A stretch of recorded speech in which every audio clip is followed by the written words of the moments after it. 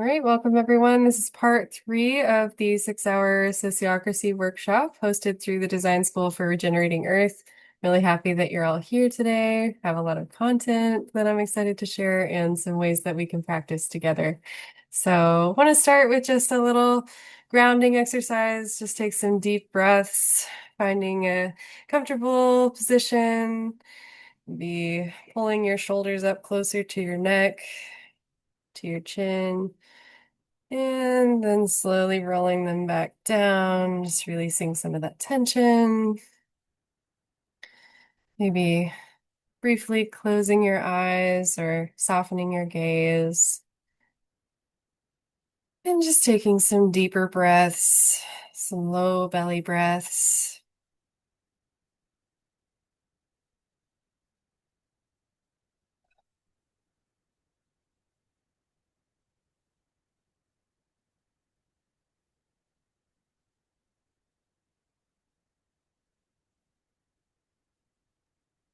And just as a gentle reminder, as we're here in this slow breathing space, that talking about governance, talking about power, can be very activating subjects.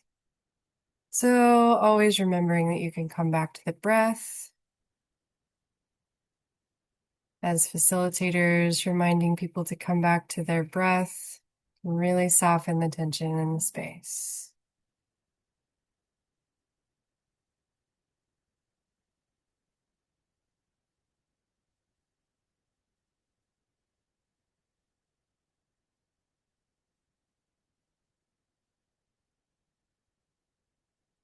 Maybe wiggling your fingers and your toes. Thinking about the ways that your fingers and your toes are the extremities of your body. You have a lot of purview over craft, over making, over movement. And just imagining that you can follow those nerves and those tensions up toward your heart.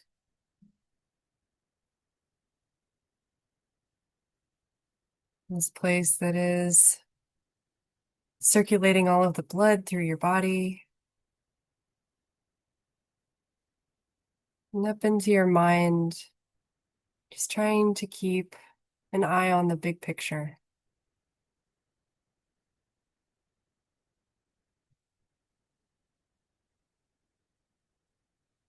And breathing into the connectedness of your body, how it is simultaneously many parts and one being.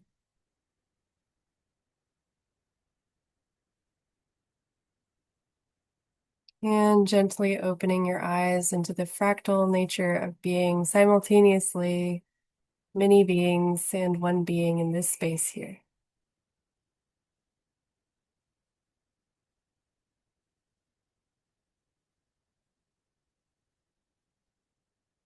All right. Thank you for joining me in that little exercise. I hope you feel settled and that you have arrived. So I'd like to open our space with just sort of reminding ourselves of 2 weeks ago when we learned some more sociocracy and some more strategies for facilitation and just being together in spaces in ways that are healthy and meaningful and effective. So just reminding us that we went through meeting roles. We talked about the facilitator, navigator, delegate, and secretary roles. We talked about how objections in a meeting are the whole group's responsibility. It's not just the responsibility of the person who objects. It's not just the responsibility of the facilitator. It's everyone's responsibility to understand the objection and really incorporate it into the decision-making process. And we talked about how feedback is how we learn. So I'm curious if anyone has any comments from what we explored in our last session, or if they've had any opportunities to put any of this into practice, or if there's any questions lingering from last time. Feel free to raise a hand.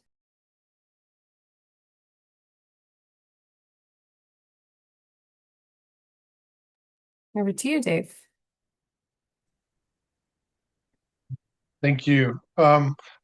Just some observation that I've had as I try to stay more aware and conscious of this work of um, falling back into old habits. Like I find myself when I'm talking with other people, just trying to make decisions, just informal stuff, just like a homeschool group. We're trying to figure out where we're going to go this week or something like that. Um, and this specific structure and yeah, just all the dynamics that play in there and how easy it is to fall back into old habits or even engage people in a more intentional group decision making process because people are just so busy. The last thing they want to do is think about stuff. So those are just some of the things becoming more aware for me uh, as I try to become more intentional about it myself. Yeah, thank you for bringing that in. It really does kind of require that you have some basic group cohesion and some basic standards of practice as a group before you're bringing in these shared decision-making structures, because it can be a lot when you go from, oh, I didn't have to make decisions at all to like, wait, you want me to do what? So yeah, and we'll talk about that a little bit more deeply today. So thanks for bringing that in. Over to you, Joan. Yeah, I totally get that the feedback part is really critical and it's valuable, all that. But in meetings I'm in, the agendas tend to be so large, and maybe this is something we will talk about today, that we don't even necessarily get through the agenda. We just run out of time. And so where would it be like if you ended up just having like 12 seconds for feedback, like is everybody with the thumbs up kind of thing, would it be valuable to then do that feedback, kind of like what you're doing right now at the beginning of the following meeting? Or how do you manage that, I guess, squeezing the feedback in? Yeah, for me, feedback is so important for me as a facilitator and for me as a participant. If I do not have the opportunity at the end of a meeting to give feedback, I often feel I leave the meeting feeling very unsettled and just my nervous system and just there's nowhere for that energy to go.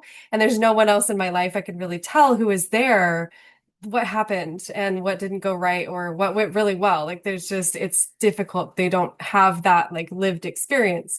And so for me, if an agenda is running long, I really reserve at least 5 minutes at the end, even if it's running long, like, okay, we only have 5 minutes left, so we're going to move into meeting feedback. And that for me, honestly, that's the juiciest part of the meeting for me. That's really where we're doing the group cohesion work. That's really where we're learning and we're growing and we're evolving. And most people will forget what they wanted to say at the beginning of the next meeting. Some meetings only happen once a month. And so that makes it really, really difficult.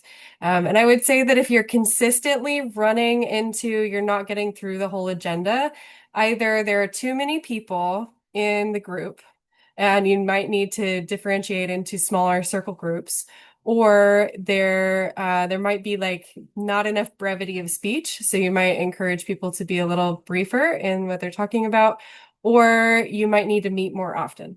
So those are some things to consider if you're consistently not getting through the agenda or the agenda creation process, you're including too many things that are not relevant right now. So those are some things to consider if that's a consistent problem that you're running into.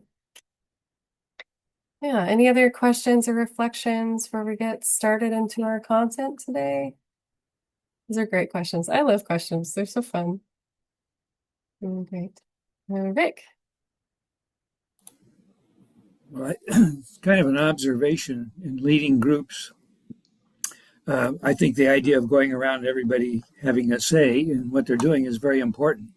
But I've also found some groups where people say, "Oh, that's way too rigid. Why don't let us talk when we have something we want to say?" Which I guess in the groups I lead, I say that's okay as long as I'm keeping in mind who hasn't spoken yet, and I want to make sure they get a chance to speak. But it seems like there's always this reality check of how orderly are people going to be, and how insistent do you have to be about procedure. I guess one thing that I think works is to remind people of the procedure you're going to be following so that everybody kind of is on board before you start. Yeah, that's a very good observation, and it can get tricky. I would remind us that as a facilitator, your best strategy is to return to those conversational rounds if there gets to be some tension. And often, if you'll notice, the people who are most resistant to the rounds are the people who are the most talkative. And so they're the people who are least willing to enter into a space where they're doing conversational turn taking with others. So just notice which voices are complaining about it and just like really encourage, like we really do want to make enough space and help people trust that their voices will be heard in this way.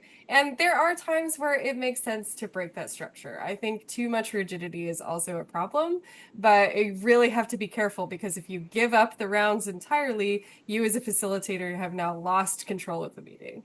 And so it's very hard to bring the rounds back if people aren't familiar with that as a process. So I would definitely, like, as you're first starting out, really be careful about making sure that rounds are happening.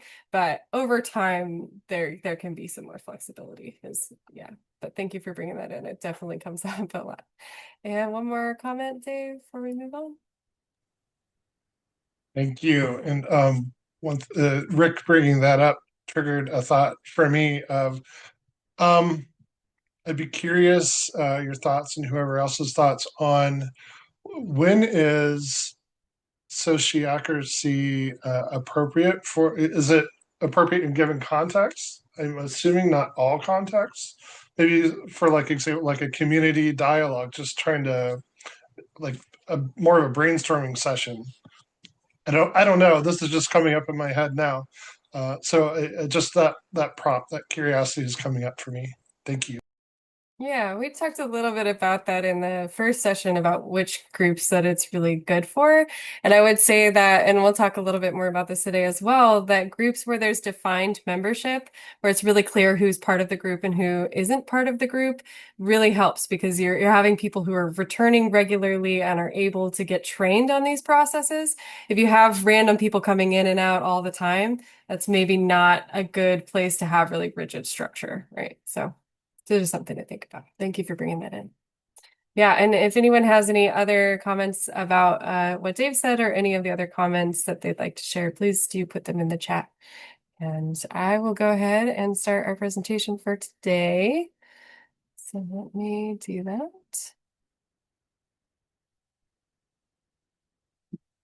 Okay. Part 3 of 4. We're a little over halfway through. So congratulations on being here and sticking through this. So as I mentioned in part 2, we talked about meeting roles, we talked about objections, we talked about feedback.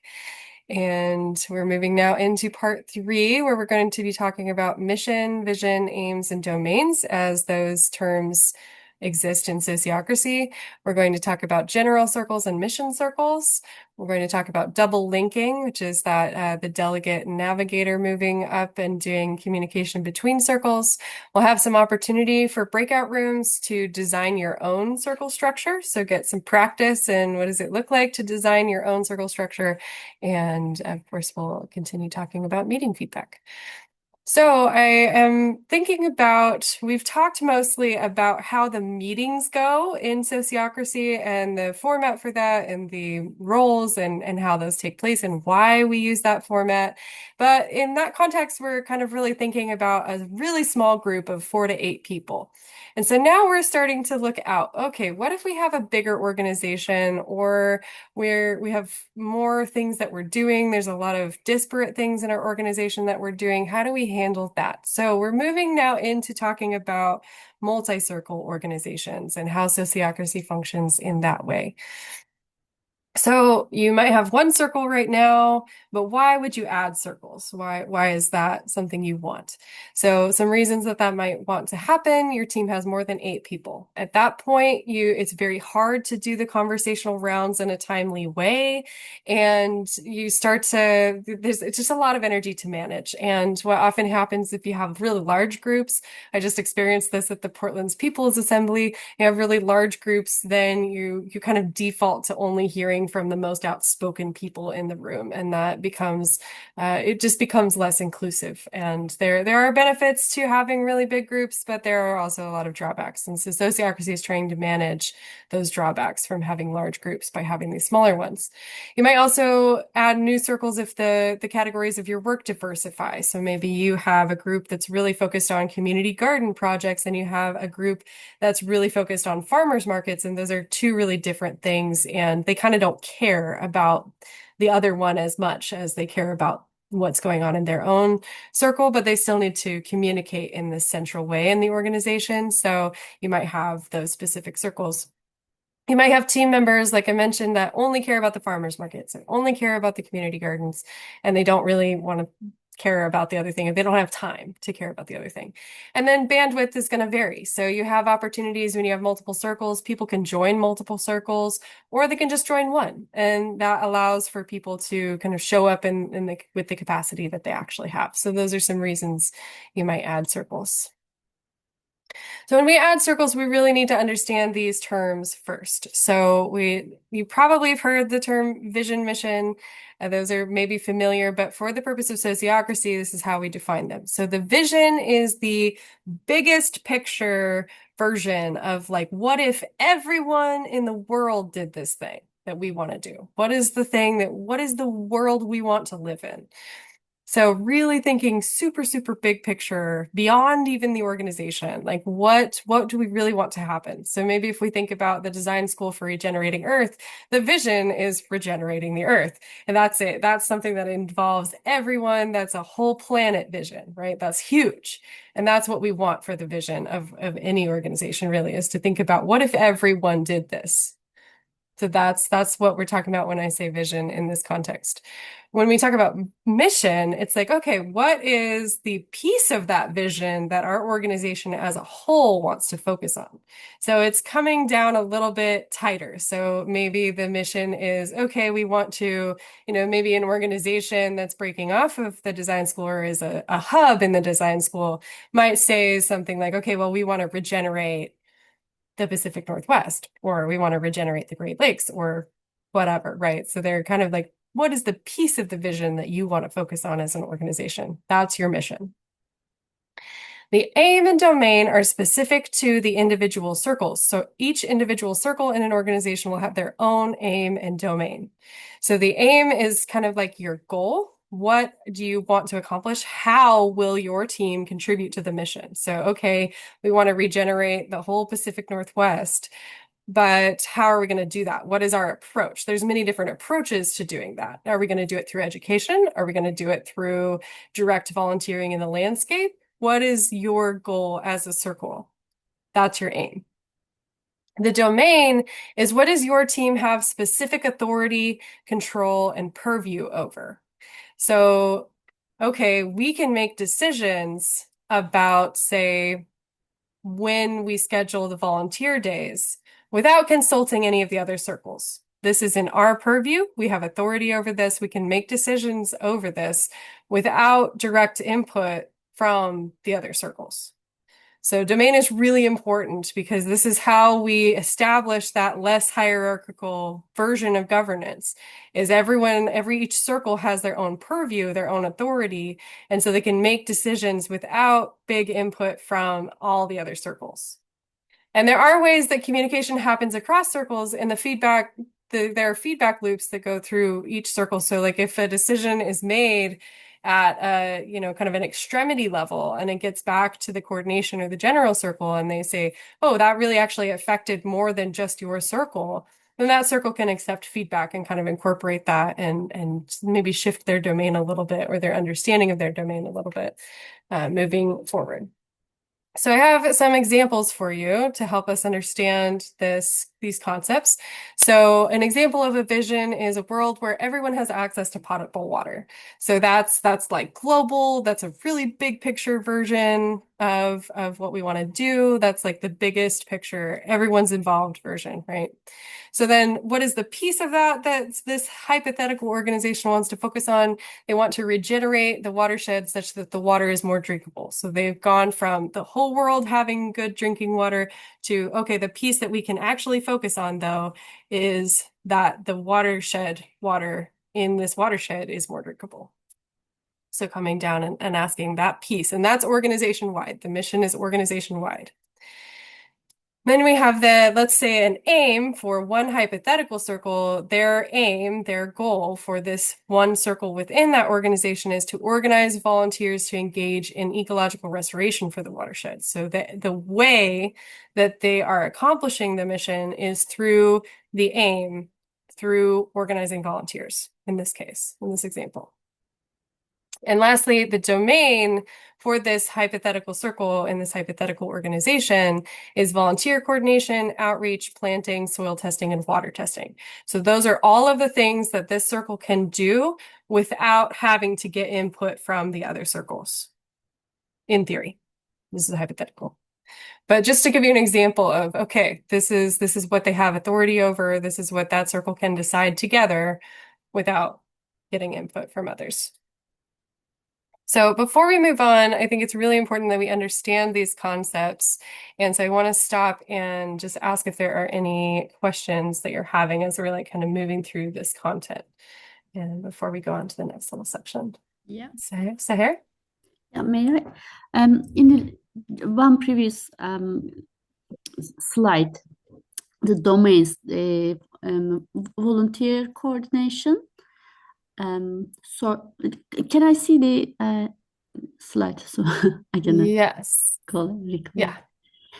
So for example, volunteer coordination, outreach, planting. So these are, each of them are circles, right? One domain for one circle, or how do we define the domain? Yeah, so this is, in this example, I'm kind of imagining we're only talking about one circle. So that's the set of domains for one individual circle. So you might have another circle in the same organization that their domain is over finances, right? So this circle has more domains. You could have multiple domains in one circle. So that's what's going on in this example. But as a circle, my aim is to organize volunteers to engage in ecological restoration for the watershed, right? Mm-hmm. Yep. This is my circle's aim. Yes. So what does it involve? Because I say organize volunteers, I need volunteer coordination. Okay, now I get it. Okay, so perfect. I have to be in multiple domains in order to do my aim. Correct. Achieve my goals. Okay. Yeah. Thank Yeah, you. because if you had to go, and like sometimes this happens where two circles have to coordinate a little bit, say like, there's maybe a permaculture circle that needs to coordinate with the volunteer circle. So sometimes there's a little bit of overlap on domains, but ideally the domains don't overlap very much, because that way the circles can really have their own authority over specific topics. And over to you, Sophia. Thank you. Thank you. So my question is it helpful for the facilitator to go over the vision, the mission, the aim, and the domain at the beginning of each meeting, so that objections are at the aim schedule, and so people are it brings people together? Yes, that is a very common facilitation tactic, is to name the aim and the domain at the beginning of each meeting. If you have a group that's been meeting a lot of times, that might get tedious and you might decide not to do it. But it's also something that you can bring in as a facilitator when there's an objection, like just to check, just want to make sure that the objection is objecting to this being counterproductive to our aim, which is, here's our aim, right? So that's potential facilitator tactic as well. It's like, I just want to double check that this is about objecting to this proposal based on our aim and not based on personal preference. So that's another way that can pull in. But yeah, it's very, very helpful when you have defined aims and domains. I typically put them at the top of the agenda. So even if we don't name them fully at the meeting, then we can still, it's still there if people are following along in the agenda. Good, thank you. Cool, great. Any other questions before we move on? Okay, great. Cool. All right. So what does a circle structure look like? So this is a very generic example, but in Sociocracy, pretty much every design will have a general circle and a mission circle. I also like to call the general circle the coordination circle or the communication circle, and it's really internal communication. So the general circle is handling the internal communication. The mission circle is the group that is holding the big picture. So as I kind of mentioned in our little meditation at the beginning today, the mission circle is kind of like the brain of the organization. They're looking at the big picture, but all of the blood is circulating through the general circle, kind of through the heart of the organization. So these mission circles in the general circle, they also have aims and domains. And typically they're going to be the same across any organization. So the general circle's aim is going to be to facilitate communication across the organization. And their domain is going to be like, they're going to kind of help all of the other circles establish their domains. And that can change a little bit from organization to organization, but that's kind of the general picture of how that works. And then the mission circle's aim is to keep the mission in mind and make sure that the organization as a whole is going in the direction of accomplishing that aim. Or sorry, that mission. And so this is sometimes the board role. So in an organization, this might be the board of directors. The board of directors might be a subset of the mission circle or even like a child circle off of the mission circle. Really just depends on the makeup of your organization. But the mission circle is just really important for trying to keep that big picture view. The mission circles is also the group that handles the more legal interfacing and the interfacing with other external entities that allow for the organization to continue operating. So that's kind of what the mission circle does. And then you have these child circles or department circles, they're sometimes called, that handle more direct on the ground things that the organization is handling. So the general circle and the mission circle are kind of internal, and then you start getting a little bit more external. So we're starting to think about our fingers and our extremities as we're moving into the child circles. And yeah, the relationship is child circle, and then the general circle is a parent circle. This is also a parent circle for these smaller child circles. And each of the smaller circles within the circles kind of represent people. So we're thinking here that in this group, there are 5 people in this circle. There are 5 people in this circle. 2 of those people from each of those circles attend the bigger department circle. So in this department circle, there are 7 people. There are 2 from each of these smaller groups, 1 person who's only in that department circle, and then 2 that flow into the general circle. And we'll talk about that double linking in a minute, but I just kind of wanted to give you an introduction to how this looks. And sometimes your organization is smaller than this. You might only have 4 circles. You might only have 3 circles. That's okay. There's no problem with that, and people can join multiple circles. So it's not that in this diagram you have to have, I don't know, 26, 27 people in order for this circle structure to work. People are going to be in multiple circles often. I wouldn't suggest being in every circle. That can be a problem because that's you not allowing for other people to take authority in their particular domains, in their particular circles. So you have to trust. We're practicing trust in these circle structures. And so I would say, being careful not to join every circle. Yeah, and so this is just a little bit more about the mission circle and the general circle. So the general circle is receiving updates and reports from other circles. They're creating child circles as needed to achieve the aims. They're like, oh, well, we really have this team that wants to do, they want to do water testing, or they want to do education and events. Okay, we're going to form a new circle. We're going to populate that circle. We're going to help them establish their aim and domain. We're going to help approve their aim and domain. We're going to consent to their aim and domain or object, depending on, hey, have you thought about this? And then once it gets up and running, then that group will select leaders and, navigators. They're also called leaders sometimes, for that group and approve delegates. So I'll talk more about that process in a little bit, but the other thing that's really important to know about the general circle is that they make very few decisions. It is not really intended to be a decision-making circle. It is a report back circle. It is a communication circle. It is to understand what decisions are being made at the extremity level that we can all have visibility on and talk about together. So ideally, and this doesn't always happen, but ideally you're not making decisions at the general circle level. So that's really important and kind of different than a lot of other organizations and governance structures. The mission circle is keeping track of the organization's mission. They're, like I said, interacting with external entities and especially legal entities, and they're focusing on the big picture. And they're kind of the one that will be like, hey, we might need, a little bit more training in our government structure. We're noticing there's some like fallout happening, or they might just, kind of flag that things are going off the rails a little bit. They're like, oh, we're not in alignment with our mission right now. So they're kind of keeping an eye on that. And so in order for this circle structure to work, it's really important that you have defined circle membership. So what that means is you're aware of everyone who's in the group.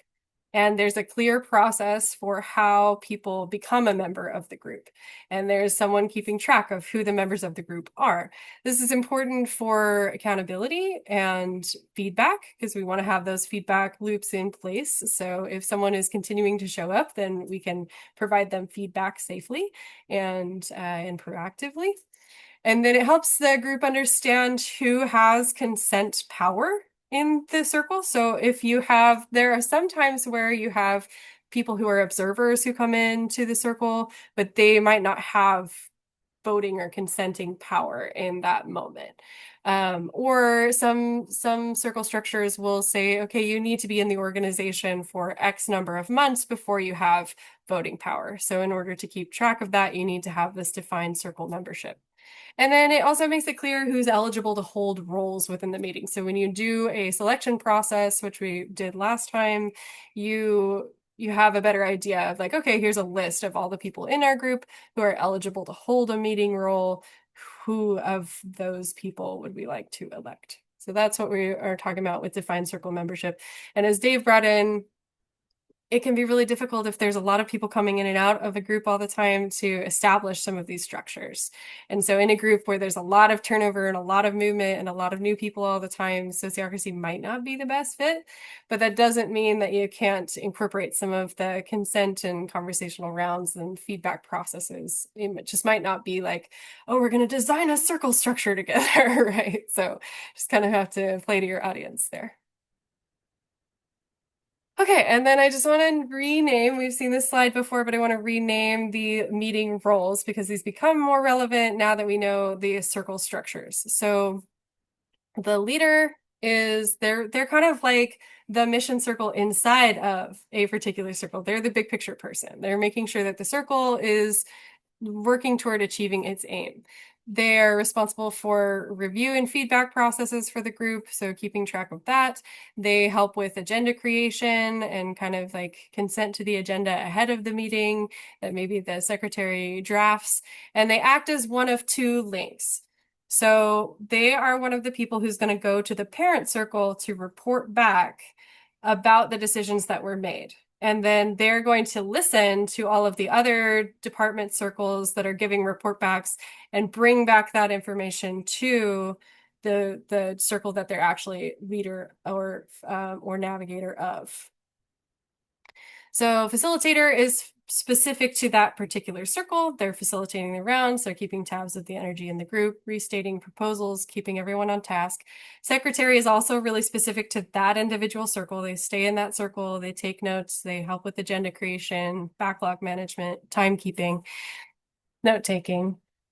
The delegate is also going to the linked circle. So they're going up to the parent circle to listen and give report backs and then bring information back to the other circle. So the leader and the delegate, also called the navigator and the delegate, they are both moving. They're attending two different meetings. They're attending their own meeting and they're attending the parent circle meeting. And so that gives you two chances to have two different perspectives on both sides of the content. So if you only have one link, which is possible, it can work, then you're really relying on one person's perspective, one person's bias, and one person's availability. And that can get difficult if someone, is not available, or they're not keeping track of the things that the circle's interested in. Like, that can be a really difficult role for people to play. So having two people really helps. And then that also gives the navigator the bigger picture view that they need to really help the circle do its aim in relationship to the rest of the organization, if that makes sense.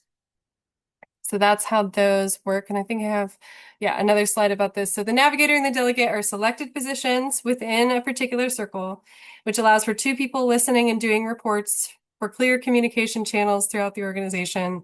And then the relevant circles will provide feedback to each of these roles at the end of their term. So as, maybe the navigator is selected for 6 months. At the end of that 6 months, we say, okay, what did you do well? What didn't you do well? What can be improved upon? And then do we want to reselect you for this role, or select someone else for this role? And so they're getting feedback about how they're doing in their roles within the circle that they're selected to, if that makes sense. And I'm going to go back to questions real quick because I just want to show this slide again. So really thinking about how each of these circles is a link to the other circle. So this is the navigator of the circle that is coming to the general circle. So the navigator is really a member of this general circle. And you'll notice that the general circle is only made up of the elected positions in each of these circles. So this is the navigator and delegate, navigator, delegate, navigator, delegate, navigator, delegate. So there's 8 people in this general circle that are all coming from department circles in the child circles. So that means that that's really the only reason for people to be in the general circle, is this is just a communication channel. This is not a decision-making circle. And so there's really no reason for anyone else to be there. It's really just to share information. And I noticed that, for instance, at the People's Assembly last night, they were kind of using their general circle as the place where brand new people would come in. So it was the place that you would orient people to the organization, which caused a lot of slowdown, a lack of efficiency. The new people really didn't feel like they understood what was happening. And so having, say, maybe like a orientation circle, maybe at this smaller like child circle level, will give people a way to get into the organization, to understand what's going on, and then they can be selected into positions that help them see kind of the bigger picture. And I would like to say that it's wonderful and welcome for people to come and observe the general circle, but they're not going to be decision-making members of the general circle until they really understand the whole structure and the communication that's happening in these processes. So that's how that works. And now I will take questions. So how are you feeling about this? Do you have questions? What are your thoughts?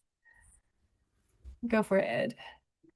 Hi. Look, sorry, I wasn't here for the first 2 parts, so I apologize. I must admit, when I looked at this, it was very good. The last graphic, of the person, the body. I was just getting like mental fatigue, as in like meeting fatigue. I was just thinking like there's just like meeting after meeting, and I was just thinking like a lot of the stuff. I'm not quite sure, I can't speak for anybody else, but from a bioregional point of view, like you have interest in many different things, it's just this sort of systems way of thinking. So these are sort of organized like in functions, these circles like education, finance, whatever, and you might have a piece of mind and interest in every one. So how do you, I'm not quite sure if you talked about this meeting fatigue, but how do you sort of manage that? I mean, not for the people coming into the meeting, but for the key participants, the ones who are there for the long haul.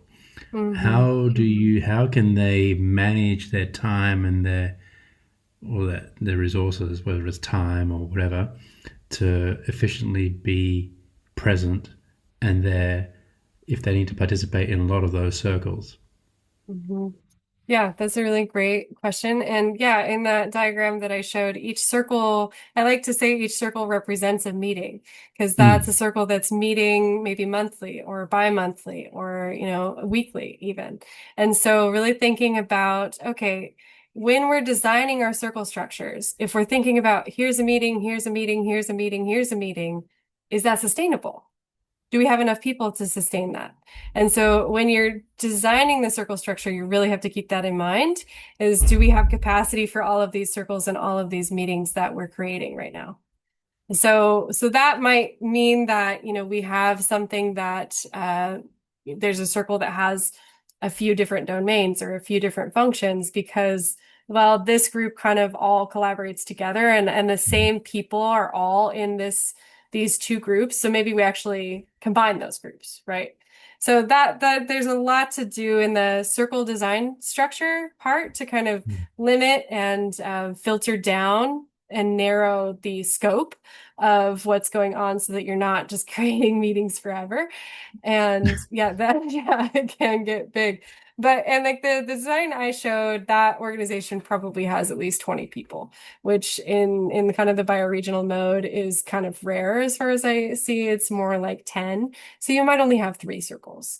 And as you're selecting roles, for, the leader or the navigator and the delegate positions, you need to consider, okay, who has the capacity to attend both of these meetings?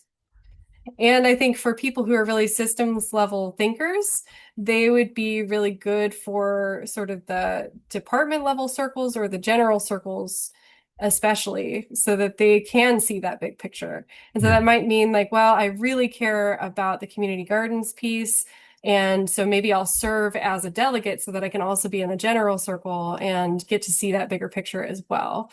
And so you kind of have to decide between, do I want an on the ground role where I'm in a particular child circle and doing that? Or do I want to do kind of the bigger picture work and be the communication node between circles? And sometimes you have to choose between that based on your own capacity, and it can be really hard. But yeah, it's really important when you're designing circle structures to keep capacity in mind. Yeah. Great, thank you. Look, I apologize if you had to repeat that. You repeated No. from earlier meetings, but that was most useful. Thank you. Yeah, no, that is really relevant to this time, and I don't think I've covered that. So thank you for bringing that in. Yeah, and over to you, Maria Elena. Thank you, Andra. I had a question about the general circle because in my mind, for some reason, that was a place where we were going to find a bigger population. We're a nonprofit organization, so we have members that join the nonprofit, and we really try, not in all instances, but in some projects at least, we do really try to involve them as much as possible, even in decision making. So I'm wondering, where are those people sitting? And is the general circle limited to 8 people as well? Those are really wonderful questions. I think I'll tackle the last one first. So I would hesitate to add more than 8. So ideally you have, and I'll show some more examples of circle designs, but you don't have more than 4 circles in a specific layer of your circle design. So you might have like, your general circle, your mission circle, you have 3 other circles around that, and then each of those can have up to 4 circles. Sometimes they have more. But I keep that tight. And so if you only have 4 circles underneath your general circle, then you do only have 8 because you're only having the navigator and the delegate from each circle come to that. More than that, again, the meetings get pretty bloated. It's hard to do the conversational rounds and really hear everyone's voice. I've seen it work with 10 if people are really brief and succinct and they're really familiar with the structure. But it gets risky the more people you add, and it's just a lot to manage. For opportunities with members of a nonprofit, say, there's a couple things you can do. So I would encourage some of them to serve on child circles to really be part of that decision-making process that can help them really get to know the organization and be present in that decision-making process in a really big way. And they could also potentially that might mean that they are selected into roles that allow them to be in the general circle or whatever other circles are relevant. But then another thing you can do is have a community of practice, which is kind of a little bit more of an informal space where people can come together and do kind of more social activities, or you can do that as a way to just get feedback about something like, hey, this is something organization-wide. I think it affects everyone. Can we all come together and just give some feedback about that? So you can do those community of practice or kind of like one-off events that allow for the membership to come in. And then I would also say that if there's a particular circle that's designing, say, maybe some kind of event or education, they can also do like surveys and send those out to all of the members so the members can kind of vote in a really like low barrier way or just provide feedback. So those feedback processes can kind of be bigger than just the circle itself. And really, like ideally, that each circle is kind of soliciting feedback from other circles and from the membership at large as well. So those are some ways that you can kind of include the membership into the circle. And I've seen organizations where they really, really care about having that plenary group where everyone comes to make decision making. And it's really important to them. And that's where I want to say that sociocracy is not an out of the box strategy. Like it's really going to need to be customized to each individual organization. And if that's really important to you and it's hard to trust that decisions are going to be made well and that the communication is flowing, then you might have a plenary circle off of your general circle where everyone comes to meet. So if you're like, okay, we have something that really genuinely affects everyone and we need everyone there, we're going to do consensus voting instead of consent. That can be an option. And that's not quote unquote true sociocracy, but nothing ever is. So those are some options. Did that answer your question? Yeah. Thank you. Beautiful. Thank you for that. And over to you, Rick. Well, you've been talking about something that I've been wondering about. We have a group that's basically like a general circle, except that it didn't really have, it doesn't have leadership. And I guess that's one thing that's missing. They haven't decided what their roles are going to be. Because they come together, they share what they're doing, and then they go off and they do their own thing, but there's not any coordination. And I'm thinking it seems like, well, for example, the delegate and the navigator from the mission circle might have a role in reminding people as they're sharing what they're doing of what the overall aim is and asking, how can your different circles coordinate what you're doing to achieve our aim? But you said that they don't do much in the way of voting on things, but I wondered, does the general circle ever have proposals and vote on things or not? Yeah, it can definitely happen, especially if the proposal is we're going to create a new circle. Well, that's one thing that would be a proposal at the general circle level is, hey, we have a group that really wants to do this. How do we all feel about that? So that's one thing that can happen. And yeah, I think you have a good sense of that overall. Did that answer your question? Did you have more? Yeah, most of it. Okay. Yeah, I think that when you said that there's not leadership, I think that's where it's really important to understand purview and understand what do people have specific authority over. That can really help to make sure that the circle keeps moving and keeps going. So yeah. Okay. Okay. Thanks. All right. Thank you. Over to you, Dave. Wait, so one other thing that was coming up for me, maybe this will be addressed in a different context, but looking at the structure and thinking of my experience in other organizations before, in addition to like the formal structure, there's always like this informal network, like, maybe a person in this circle and this circle are best friends. So there's all this side channel talk going on. So I'm curious how sociocracy might include that, or just take that into account. Yeah, I think that informal communication is so important and really helps to build that mycelial network between the circles. It's impossible to really represent that well because it's always changing, right? The interpersonal dynamics of the organization are constantly changing. So really encouraging crosstalk, I think, is great, and cross-pollination, because some people are going to be in a circle over here and a circle over here, and they'll just have more visibility into that and kind of create that network style web But it's hard to represent that on a two-dimensional graph.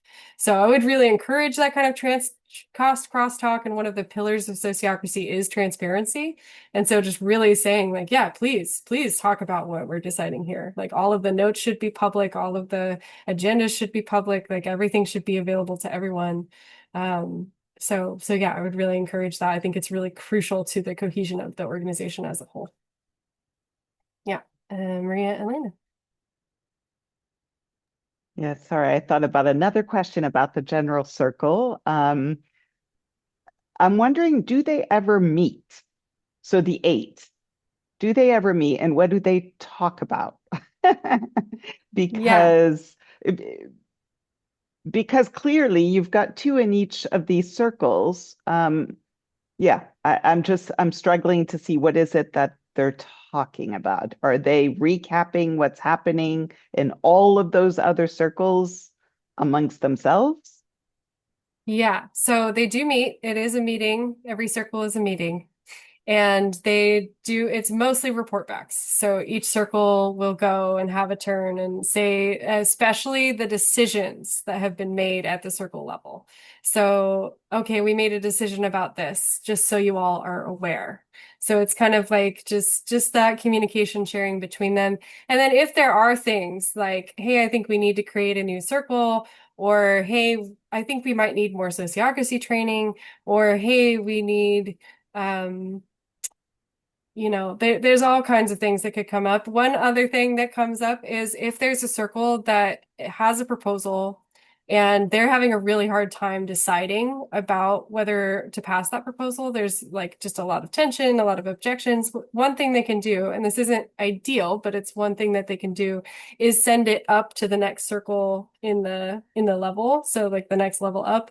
So they might send a proposal to the general circle saying like, hey, we could use some help with this proposal. How do you all feel about that? So the general circle is also taking some proposals that have been kind of stuck in the lower circle level. So sometimes there are proposals that come in that way. And yeah, so it definitely is a meeting. It's really important for them to meet and communicate in that way, but it is mostly report backs. Thank you. Yeah. Okay, I'm going to go on and give us some examples of this to just help us understand and see this in another way. So these are some real world examples of some organizations.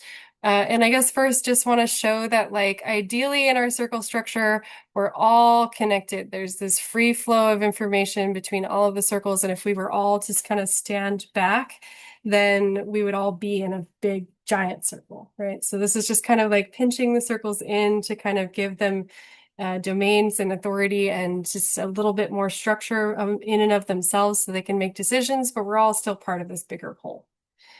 So, and these are some real world examples. So this is an organization, their general circles here, their mission circles here. They've got IT, outreach, content, and their content is divided into the design circle. So maybe that's like graphic design, and then the town support circles. So they have participating towns in this organization. And so this is how that is shaped, oriented. This is a much, much bigger structure, but just to show you how this would look in like a bigger scale. So the light blue are department circles or parent circles. And then the green are subcircles. The yellow circle is what's called a helping circle. So this circle kind of moves around in the structure. So the solar circle might go and help the community life circle. They might go help the policy circle. They're kind of, it's just to show that doesn't necessarily stay in just development, if that makes sense. And that's kind of a more complex version of the circle structure, but sometimes it's necessary. And yeah, so they've divided it into policy, legal, and finance, development, and community life. And community life then spreads out into marketing, learning center, and compassionate connection. And the development has the self-build options and upgrades in solar. And their board of directors is the mission circle. And you'll notice that they actually separated the legal and finance from their board of directors, which is also totally viable. This was the old version of Sociocracy for All's circle structure. So this is like a sociocratic organization teaching sociocracy and their circle structure. So you'll notice that even in this organization teaching sociocracy, they are breaking their own rules with having, what do they have? 8 circles under this one circle. So it's always going to be different and customized. I can teach you sort of the out of the box version, but it's always going to show up differently in real life. That's just how life works. But this just kind of gives you an idea. So off of their general circle, they have content, membership, mission, international, and ecosystems. And then those all kind of interconnect and have this kind of network style at this level. So that's kind of like what it looks at, like a really, really big scale, but just to give you an idea. But I just want to come back down to like, this is frequently more of what it will look like. It might even have fewer circles than this in your organization, and that's okay. You might only have 1 circle, and that's beautiful. That's wonderful. But just to get us to start thinking about how do we separate the authority that we're giving in an organization so that people can make decisions without every single person looking at that decision. So this is allowing for that efficiency and for that emergence and for people to feel like they're really a participating member of an organization because they have specific authority over particular sections of what the organization is doing. So with that, I want to give you an opportunity to practice designing your own. So I have some Google Slides set up where you can move circles around. We have this theoretical organization that's their mission is to regenerate a creek in the local landscape. I kind of decided who the facilitator and scribes would be for you. You can kind of figure this out in your breakout rooms, but the facilitator is the last person to visit a mountain, and the scribe is ideally the person most comfortable with Google Slides because you'll be moving things around a lot.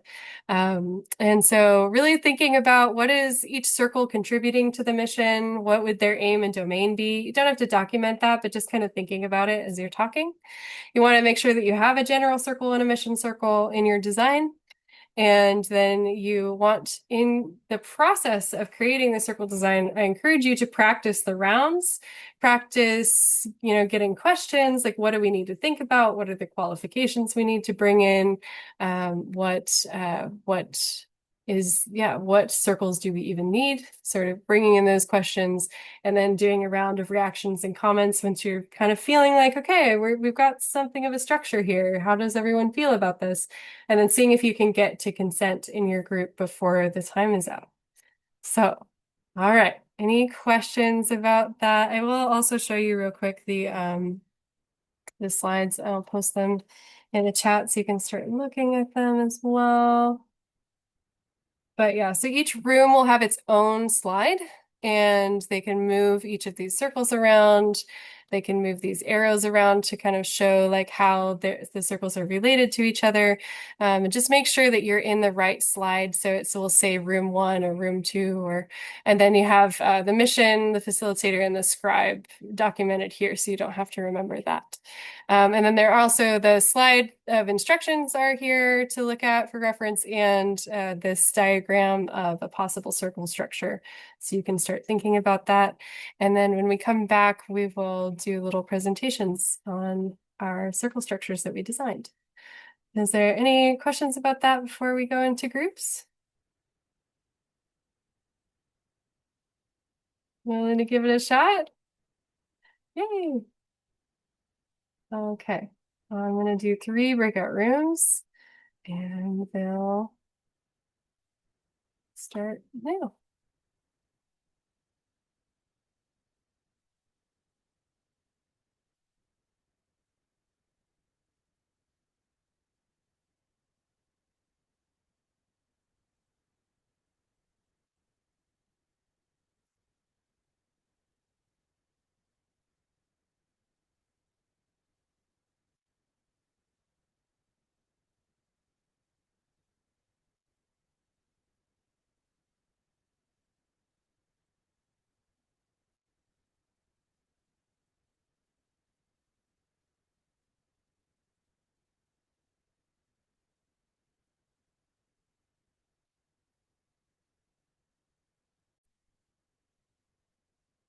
All right, welcome back. I know that was nowhere near enough time to do this, but it just gives you a little bit of an idea of how this happens. So no worries if you didn't get done, that is okay. Designing a circle structure in 15 minutes is a huge creative constraint. So I hope that you had fun with it. I hope that you got a feel for it. And yeah, so I'm curious to hear what you came up with. I can go ahead and share my screen so everyone can see what you came up with. And if the scribe or if you designated someone else to speak back on your design, we'll start with room 1. And I will share my screen here. All right, room 1, you want to walk us through? Just a couple minutes. Well, our presenter stepped out for a minute. So, oh, you're back. Ed, can you present ours? I didn't realize I was a presenter. I mean, I could say something. Pamela, maybe you can help me, and obviously, Adrienne, you can help me too. Huh? So we were discussing a lot and not doing much at the beginning. I think that's what happened, and then we did the circles here as we got a mission here. The general circle here of coordinating, communicating, and then we come up with the planning, the project management, outreach, volunteer, and funding as the little things. And look, we ran out of time, but we sort of noticed that there was like the voice of the creek was sort of missing from this, so we sort of put that, and that sort of, well, I think we ran out of time. I'm not quite sure if it's meant to be connected or meant to be on its own, but I think it's important that it's it's sort of there somewhere. Yeah, so and that's where we come up. So Pamela or Adrian, did you want to add something, a bit more substance to what I just said? Yeah, this was so good. It's like the map is not the territory. When I was hearing you speak and talk about this structure, and I'm thinking it's all very long, it looks so simple, and boy, is it ever not. I love the grittiness all the way through. I love the fact that, like, I didn't know what the heck I was talking about. I didn't know what we were doing. I didn't know how to begin to, work with even defining our own circle. And it was so important to know just how, I guess what it leaves me with a taste of is the need to be really light in the touch and having fun with groping and co-learning together. And I really enjoyed collaborating with Ed and Adrienne. I felt we played in a sandbox very nicely together. But boy, oh boy, it's not as simple as it looks. So thank you for that. Adrienne?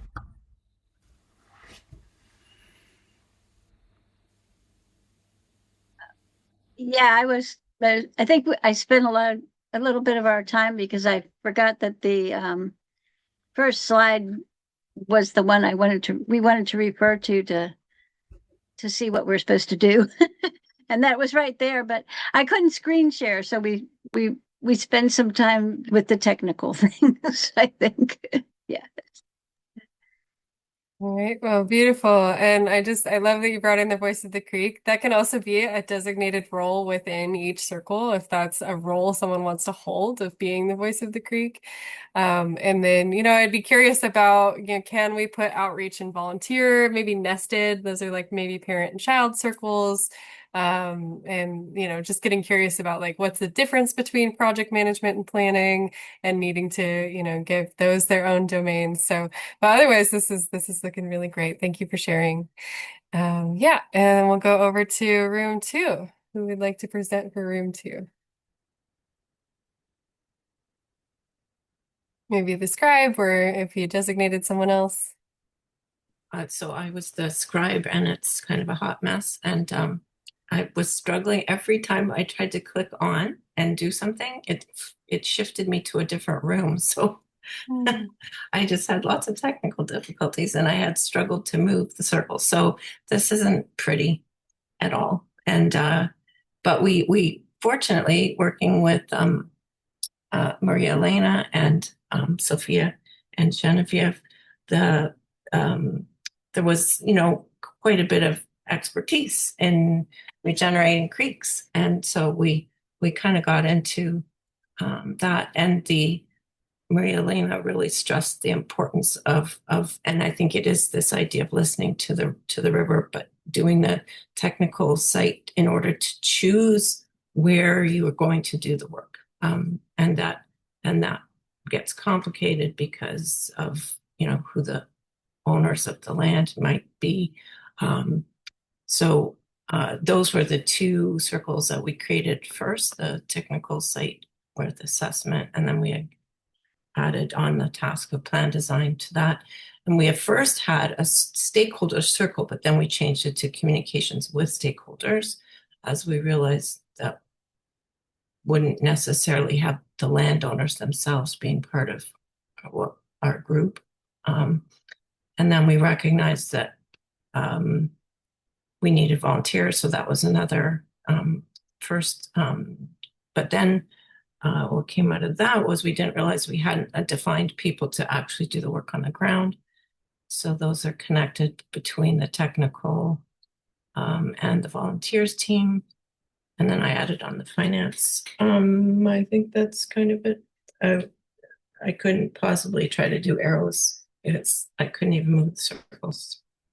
And I'm happy for Sophia or Genevieve or Maria Elena to add their comments. Yeah, thank you, Joan. I think that's about, we were just trying to figure out all the pieces.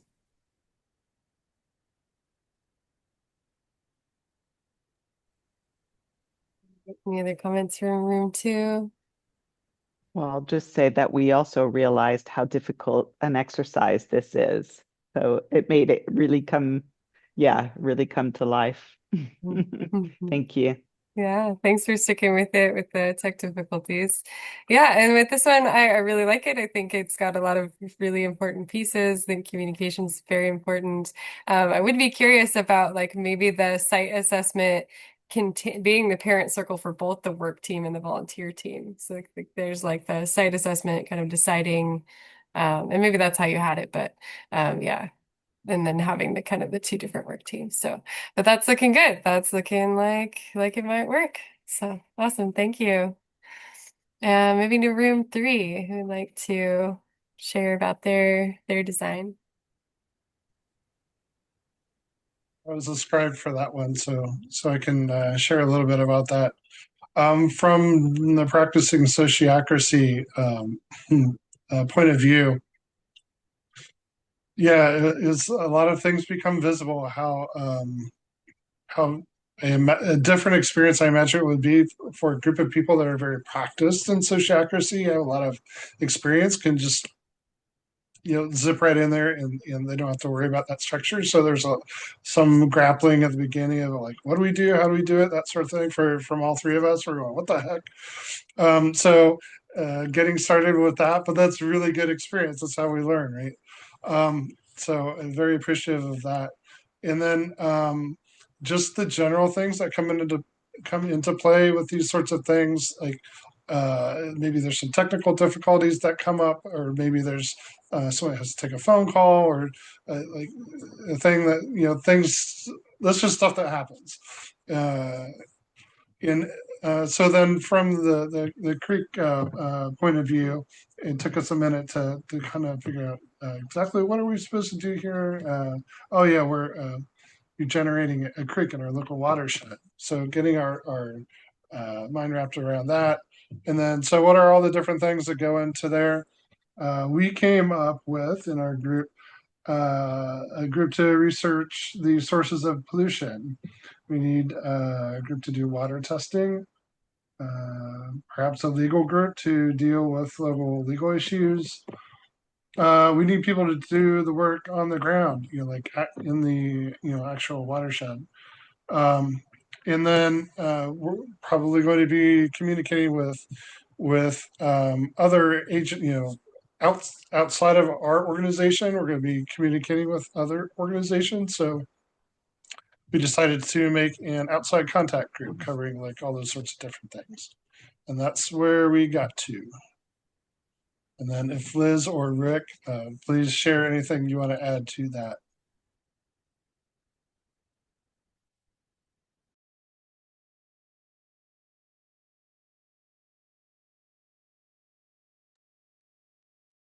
Sounds like you did a good job, Dave.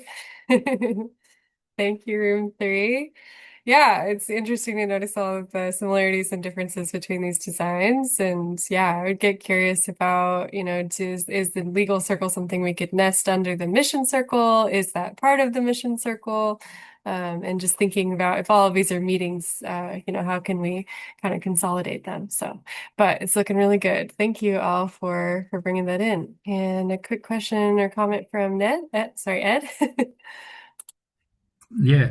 Sorry, look, I was just curious. I didn't see another group talk about external partners like the regulators, the local authorities, and so forth. How that sort of gets into this body. I was actually, thanks, Dave, for putting that out. I didn't think about that. Yeah, so there's kind of two ways we talked about. So you can have a group that's designed to be communication with external groups, like the room three had, where they had that group, or that can be part of the mission circle. It kind of just depends on how big your organization is. If it's a small organization, probably the mission circle is going to do it. That's kind of usually like the board of director role. But it really also depends what kind of organization you have and if you have a lot of those kind of communications or not, if that makes sense. Did that answer your question?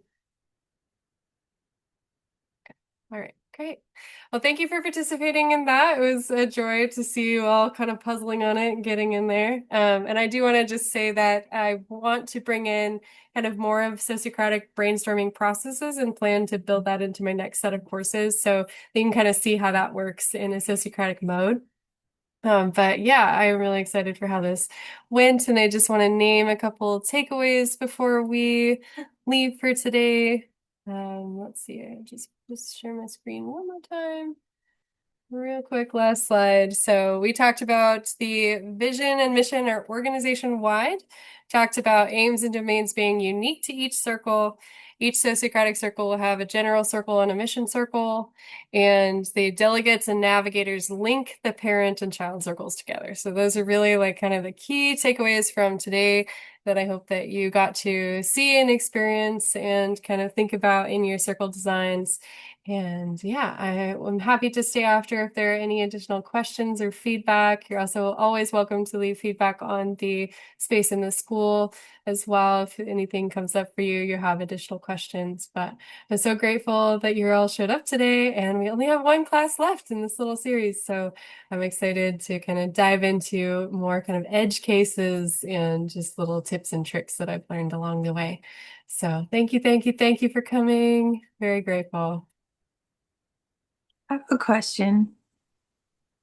When we did this project, that was mostly brainstorming, and that's like in the proposal, like the structure, it didn't quite fit. So then I didn't know, like, is there a round for brainstorming, or how does that work? Yeah, and as I mentioned, there's kind of like a whole process for that, but it's kind of like it's sort of iterative. So you have sort of, instead of your question, comments, reaction rounds, you actually have 9 rounds. So it's kind of like let's bring in like, okay, what are all of the things we need to consider? And then like, what are solutions for how we might consider that? And then like, okay, do we consent to like this set of things? And then you kind of move into the next phase of like, okay, but how do these relate to each other? And then, okay, how do we feel about how these are relating to each other? And then do we feel good about these relationships to each other? And then you might, seek feedback from other people and then kind of revise and then fully consent. So there's kind of like, it's more of a phased approach. But I think for something like this, where we only have 15 minutes, to kind of think about it more like, let's throw a bunch of ideas on the table. Let's kind of go around and make sure everyone's had a chance to talk. And then let's consent to this as a whole proposal, rather than like, oh, everyone consent to this circle and everyone consent to this circle, which is maybe more how it would happen in quote unquote real life. But for the purpose of this, we're kind of consenting to like the whole idea, if that makes sense. So yeah, I will definitely build that into my next set of classes where we get to practice that kind of like staged approach to brainstorming. But yeah, it is a little different. for sure. That sounds really interesting, especially if I'm start bringing sociocracy to something, because then that whole process is like the main beginning process. Yeah. Yeah. Yeah, and if you have an engineering mind at all, they often say like input, transformation, output. And so it's like, okay, what are we starting with? What do we need to put into the coffee pot? Then the coffee pot is brewing the coffee, and then we end up with coffee at the end. And so it's kind of like that input, transformation, output happens 3 times. So that's the 9 steps of that brainstorming process. Like if you really want to get into the nitty-gritty of all that. So Thank you. yeah, great. Yeah, and you're welcome to leave if you need to, but I'm just happy to stay for questions if anyone else has any other questions. I'm wondering, for 8 people to all get a turn in all the rounds, what is the time frame that when you say like more than 8 wouldn't work, would you need just more time for more to work, or how would that?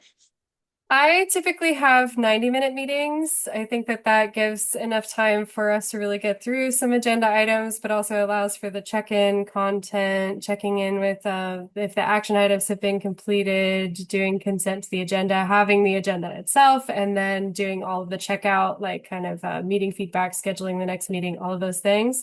But it still gives you enough time to really like dig into some material, whereas I feel like hour-long meetings are just really short. It's hard to fit everything in.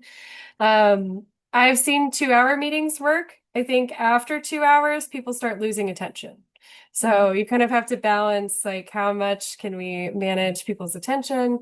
And so I usually advocate for 90 minutes because I feel like if the meeting goes a little long, it's okay. Although I really try to keep it on time.